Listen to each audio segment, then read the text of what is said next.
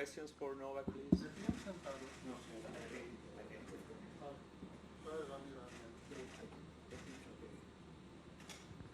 Congratulations for the victory.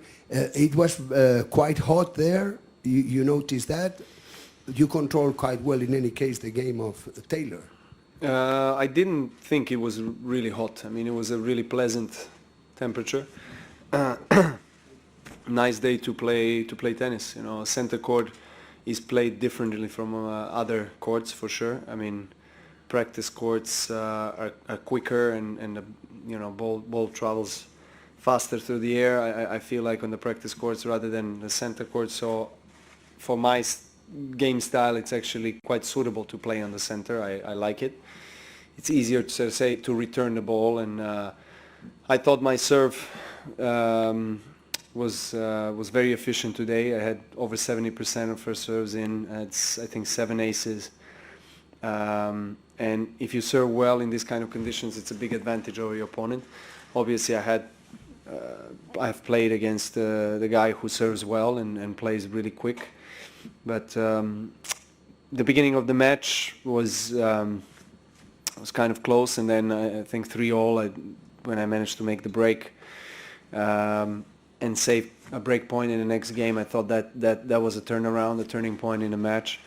I thought second set I read his serve better and just managed to put an extra ball into the court, you know, and he made a lot of unforced errors, and I don't think he was playing at his best today, but I think it was a solid opening match for me of the tournament. Hi, Novak. Novak, I know you practiced with Stan before the tournament, and I'm sure you read the letter that he wrote. I'm just wondering, what are your thoughts on what he said in that letter, and do you agree with any of the stuff he said in there? We practiced and then we spoke as well about I think general politics in tennis, and from one side I do like the fact that he wants to get involved. He wants to express his opinion. I encourage that in every player. I think from a player standpoint, I think that players need to get informed, need to understand what the situation is, because every player that is added to that group is a positive contribution to evolution of the sport. But I did not agree that he went out, you know, in media, you know, posting a letter before speaking out to the guys from the council, and I've told him that, and you know, I understand his views, of course. I mean, there are a lot of fair points that he makes, and from the other side, I think there is maybe a different way that could be done in terms of communication. And but Stan and I always had a very honest and open relationship where we said what we think about, you know, each other or situation without any problems, and that's what I respect about our relationship, and that's why we've always been you know, very good friends off the court as well, and as much as we are rivals on the court. And we made a photo after that, a selfie, smiling, so it's all good.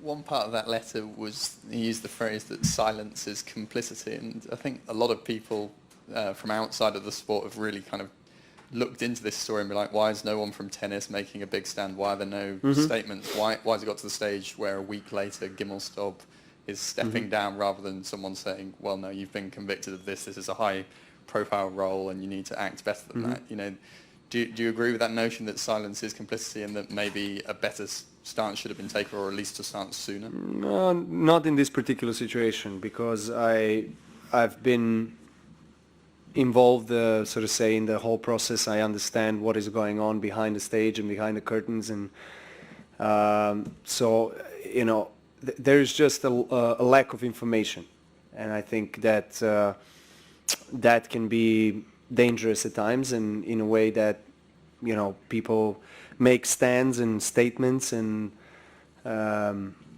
express their opinions publicly, and that can create just more damage than we should have and we should deal with. And I think that as I said a few days ago in my press conference, Justin made a good move under the circumstances.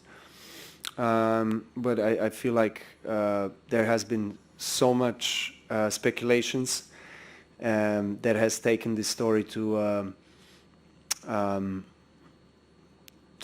a place which then no one has a control of, and then anything that you say about this particular matter can be taken in a different way. So from the council standpoint, we try to understand the ramifications and understand every single detail before going out with any kind of statement. Or thankfully we didn't need to make any kind of moves or decisions because Justin understood the consequence, and he stepped down, and that's all there is to it.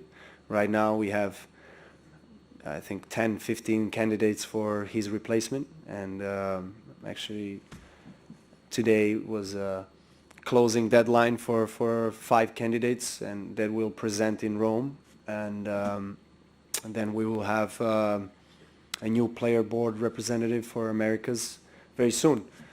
And we have to move on. Tennis world has to go on, and that is how it is. And I think all of us need to be stronger after that, and after the whole situation with Justin and everything that was going on in the last 4 or 5 months.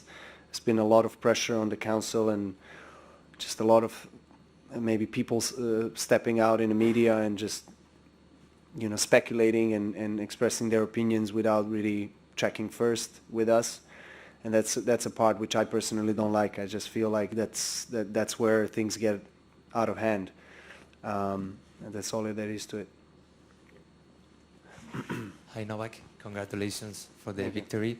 After the match, you say that you are very happy to stay here again, start winning, and you say too that you like to stay here to improve your level of Spanish. I'm going to ask you Yeah. if you can say something in Spanish to all the people who supports you here in Madrid. And the other question is about your feelings here in the clay court of Madrid. Thanks. Muchas gracias por vuestro apoyo. Mis sensaciones son muy positivas aquí. It's not bad. Not too bad. And of course, Madrid is one of the most important, biggest tournaments we have in sport. And with Roger being back on clay and playing this tournament, all the biggest and the best players in the world are here. So that makes the competition even stronger. And I look forward to it. I look forward to having hopefully a long and successful week. Novak, you've been coming with your brother as a coach several times since a couple of years. Maybe I wonder what the relationship looks like with him having to tell you what to do. It's really nice to have family member with me on the tour, especially my brother that I love very much and that I care about, and he cares about me. And he stayed in tennis after he kind of ended his professional career. He's now coaching, so he's working in Marbella where he lives.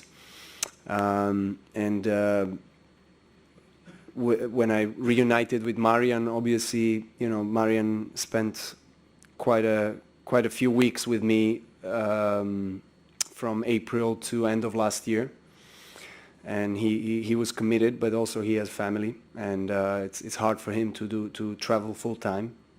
So I needed to have someone else, and I found that at this point in my career and this time I am the most comfortable with my brother next to Marian. So that is kind of an agreement that we have between each other, and it's very interesting because obviously we know each other very well. Marco has been practicing with me so many times in our lives, and playing doubles with me and then coaching me it's different feeling, to be honest, you know. But right now I'm used to it. At the beginning it was quite kind of strange because I didn't know, you know, how I should behave towards him. You know, sometimes I'm not so easy on the court, but he's tolerating that, and he's really amazing. You know, he's very patient, and he puts his heart into it. Novak, you have the opportunity for a second time to win 4 slams in a row, which is something no one in this era has done. I'm wondering, in light of what happened last time after you achieved that, how are you approaching this period and the French Open, and kind of what have lessons learned that perhaps you don't want to do again? Well, I mean, having achieved that in 2016 was maybe the ultimate achievement that I had in my career, you know, holding all 4 slams at the same time. And, you know, after that, I was talking about it before that I never thought that I will reach the phase where I'll be emotionally drained and really, you know, kind of put in a position where I have to find a new drive, that I have to find new motivation, and that's what I felt. Aside of the obvious thrill and joy of achieving that, after a little while I just found myself in a strange emotional situation where just I felt quite empty, and it took me a while to really reinvent, so to say, and redefine what I want to get out of my career, how I want to keep on playing tennis, and where's the motivation coming from.